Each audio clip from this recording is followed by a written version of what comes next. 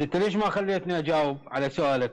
اتفضل جاوب، صورتك موجودة وفتحت عليك، يعني أعطيتك فرصة. انت غير بطل، انت لازم ما تخاف. ليش تخاف من الجواب؟ من الصورة تخاف من الصورة؟ مع الاسف عليك.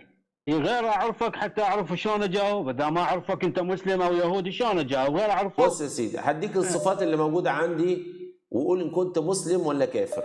أولا، أنا بمتع خالاتي، عماتي، خواتي، وممكن كمان أمتع أمي لو أرمل أو مطلق، وممكن زوجتي تلعب من ورايا بس ما تقولش إنها بتلعب من ورايا، وأنا ما أسألش إن كانت بتلعب من ورايا ولا ما بتلعبش من ورايا. بزحف وبلطم وبطبر وبضرب دماغ ابني بالموسى.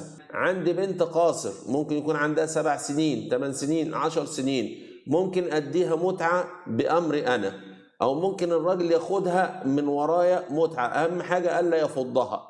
تمام؟ أكمل لك ولا كده كويس؟